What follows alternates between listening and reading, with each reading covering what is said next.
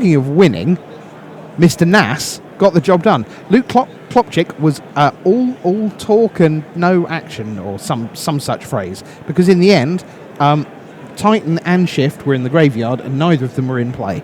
And that's part of the reason that Matthew Nass is 1-0 up. So we're into game 2. Off we go again. Stomping ground on the left for Luke Klopchic. You're watching Time Walk with us. Hick 4, you think we're sassy today? You wait until tomorrow. It's the last day of the season for me. I'm going to be off the chain. God knows what it'll be like. But I think the pre-game could be quite tasty. Anyway, Luke Klopchic 1-0 down with his stomping ground. And already we're into cycle mode for Matt Nass. Looks like I was wrong about this deck. It's not the black-red hollow one that I played. It's the Vengevine version. Right, it is. Yes, because what's more black-red than Vengevine? I haven't gotten to play with that card yet. I hear it's fun. I am certainly aware of many people from dim and distant days who've had a lot of fun with Vengevine. So, yes, ooh indeed is a good useful descriptor for a Relic of Progenitus that basically says, hey Matt Nass, you know how you did lots of stuff with the graveyard in game 1? Well, how about you don't do lots of cool stuff with the graveyard in game number 2? TMK OMG 13? Yeah, of course I can.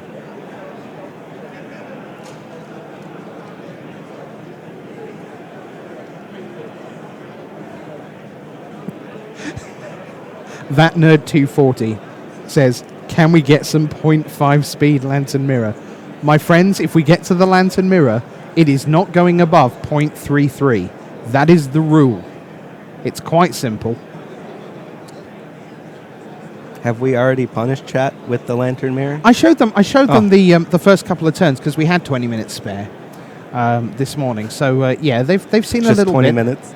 Yeah, yeah, about that. 6 hours, 57 minutes total footage for that match. Best 3 out of 5. They gave us their morning, their afternoon, their evening, and their souls. So that was thoughtful. That has to be the best way to figure out who's the better player, right? 3 out of 5, 6 hours. Yeah. Winner comes out on top. Yeah, and you feel... The thing is, you feel good about yourself if you win, but you feel good about yourself if you lose because you know you've contributed to the sum happiness of humanity by having it recorded and sharing it with all the wonderful people here on Twitch. They walked away knowing that they'd both won. It was beautiful. I was pretty much sobbing. So, Matt Nass down at 13. We'll refocus on the game a little bit. Has anything happened? There's an Insolent Neonate in play. There's a Relic of Progenitus that's got rid of a card. Matt Nass somehow has got a big graveyard again. But I imagine the Relic of Progenitus might do something about that.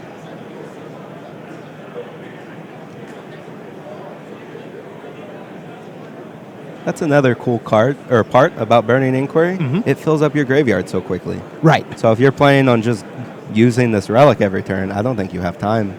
And if he pops it early, his shields are down. So is this quite...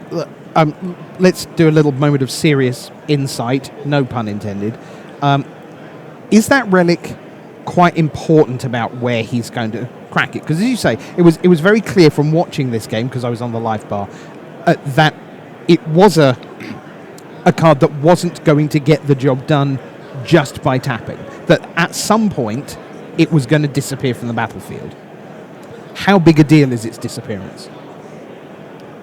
It's probably a big deal.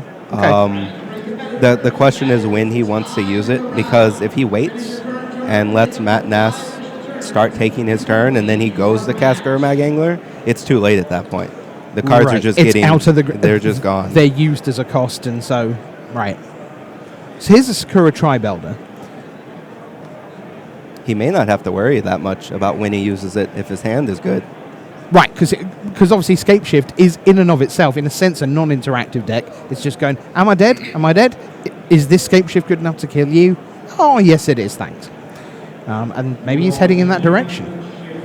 Got the Sakura Tribelder to help along the way.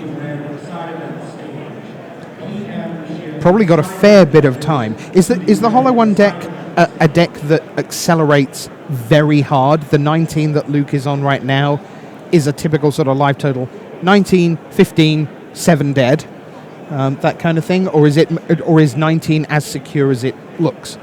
19 is a pretty big safety net pillow cushion. The Hollow One deck can't really do damage except by attacking.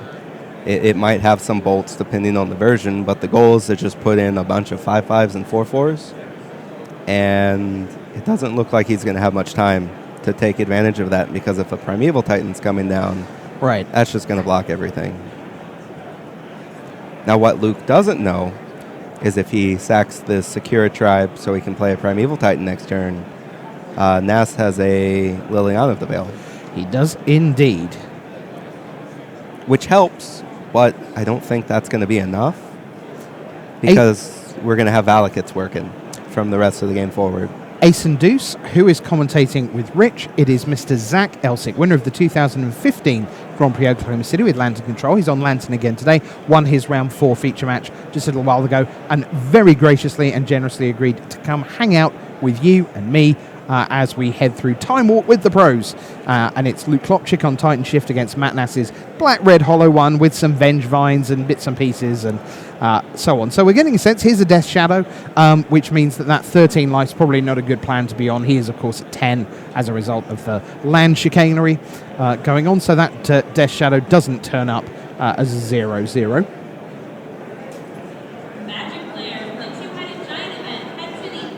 Just to give you a sense of where we are, we're heading towards time in the main round. These two, I can confirm, when I came over here to sit down with Zach, were still playing in their match. So at that point, it was 1-0 to Matt Nass, and we're getting close to the bit that I've not seen before, so then I'll be completely clueless. Klopchic, boom, there it is, Titan time. So let's see what he fetches out here, gets a couple of land as soon as Primeval Titan hits the battlefield. That Nerd 240 is back again, asks, what do you think, Zach, of Blue Steel? Any idea what he's talking about? Oh, that's that other deck that I played in Vegas. Okay. I love that deck. Okay. I think it's good. I haven't played it recently. I've been trying to play all these other fun ones. Mick Pick, is Zach reading this too, or is it just me? No, it's sort of a division of labour. I'm the one who can read. So Zach's just looking at the pretty pictures and trying to make head or tail of the shapes on the screen. But if you want a message passed on, I can probably do that for you. 18 plays 8, and Primeval Titan is in play. Matt Nass is going to crack another fetch land. That's him at 7.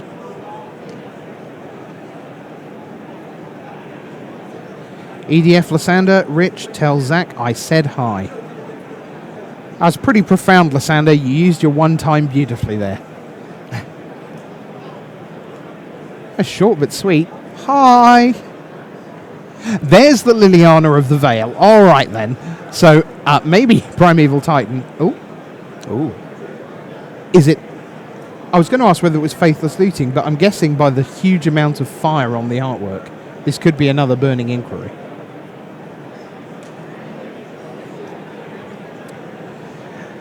And I'll have those 3, and I'll have those 3. Abracadabra.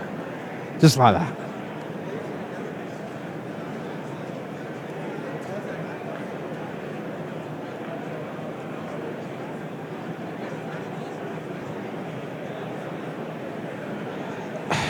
You see, Hojo Dojo's got a much better plan. He wants to know, Rich, ask Zach, how much could a woodchuck chuck if a woodchuck could chuck wood? 12. 12. Okay. Crashdown Reg, I already do a Jon Snow impression because I do, of course, know nothing. That's 1-1. Let's go into game 3 and off we jolly well go. How did Luke win the last one? I blinked. I don't really know. I just said, is that 1-1? And they went, yeah. Went, okay, that's I may have dozed off.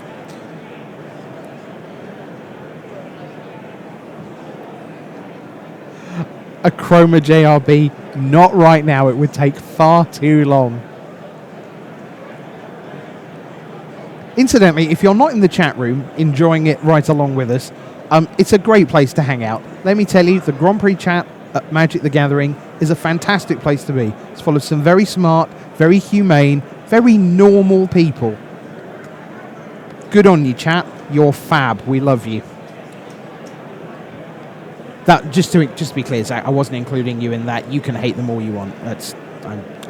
That was just the kind of we coverage hug for chat thing. We do that periodically. I appreciate chat. Keeps them docile. Or docile, as possibly you say here in America, which is not a word, by the way. Docile? It doesn't rhyme with fossil. What's that about?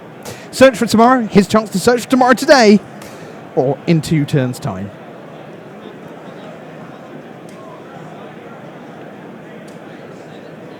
Sometimes life's not fair, chat, is it? I'm looking out just above my screen.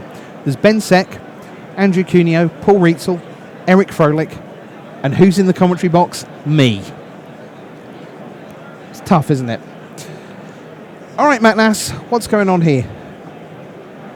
Do you think there's any big strategic significance to the all-new graveyard positioning? What's new about it? Well, it was on the top of the screen, and now it's on the bottom of the screen. It's literally Luke has to look to a completely different part of the battlefield to see Matt Nass's graveyard. I would not have noticed. How is that something you noticed? I'm on top of the big moments in MTG, Zach, my friend. Let me tell you. Okay, Death and Cat Mix, because you put Rich in caps. Rich, ask about bad Lantern matchups. Okay, we can do that. Zach, just give me a couple of decks that ideally you'd rather not face with Lantern. You're playing Lantern, things you'd rather not face. The worst one, and I think people will say this regardless of if they're playing Lantern or not, is good old-fashioned Tron. Okay. That is abysmal for Lantern. Is that because it's just so fast to do unfair things? They have a lot of threats, and they have a lot of ways to draw into lands to draw into threats. Uh-huh. And they have this one card that Magic created called Chromatic Sphere, where you can draw a card as part of a mana ability. And we all know we can't respond to mana abilities. So they get their nice pick and choosing of what they want to draw, and you can't do anything about it. So you're a bit afraid of that card? It's a sort of chromatics fear that Is you it have? fair to say it's not fair? Is it a chromatics fear? You see what happened there? Chromatics. That wasn't even... No. Fear. It's fear. Anyway.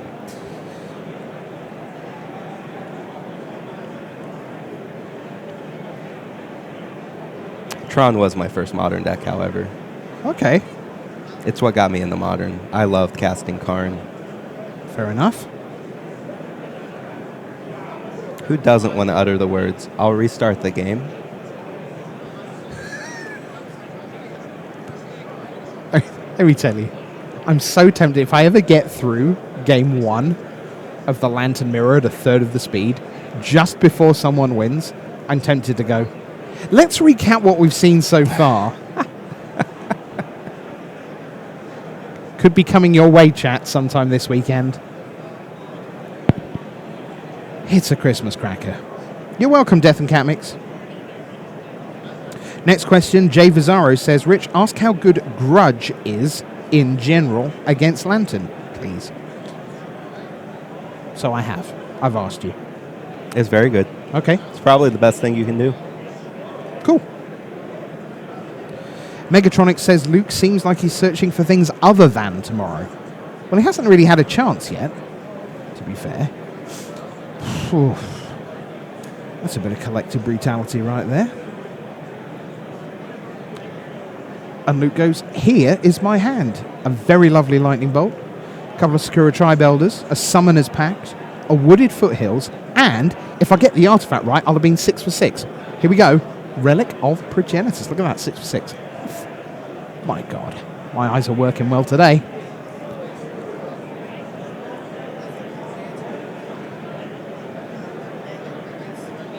That was a pretty cool combo. Okay, explain.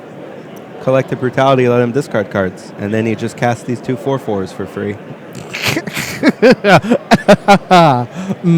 You see, again, I hear the words, and that's why Modern's so great. And then he cast these two 4/4s for free. Close quote. Wonderful. I think Luke has time to survive. He gets to block one of them.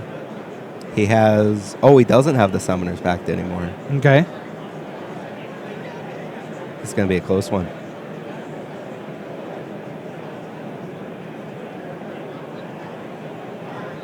Oh, thank you, Macross K. You're lovely. Can I go back to the news desk? I will.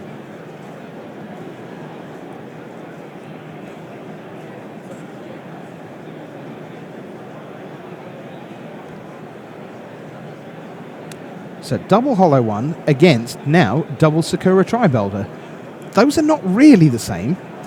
It's not a fair fight, but actually, Sakura Tribelders are properly irritating as they have been ever since the set came out. Kanagawa block. They were better back then. Did you know that? Oh, I did. I've been playing since 1997. Yes. Those were the days. Damage on the stack. Sack my elder. Yes. Let's kill that, and then, once that's on the stack, watch me sacrifice my elder. Oh, chuckle, chuckle.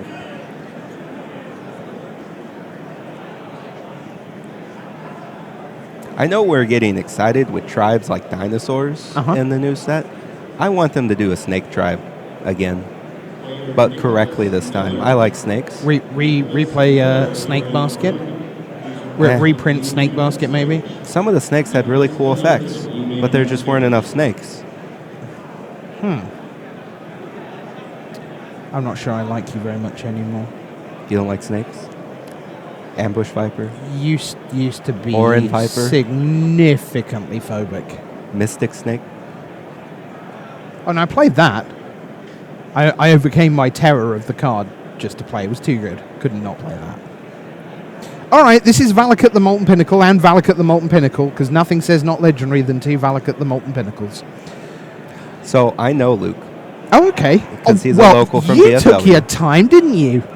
You're right. We've been sat here for half an hour. I've been waiting for this moment, because if you look closely at these Valakuts, they have some artwork on them. Please, God, tell me you haven't signed them. No. Oh. If you look, they have little faces on the mountains exploding, and most of them are happy faces. Oh my God. But one of the four has a shocked-looking face, and it gets me every time I see Luke playing. You've sat on that ever since we got in the booth. You monster. What better time to reveal his ultimate plan? You can come again, because it's not often I get surprised, but that worked a treat. All right, well done. That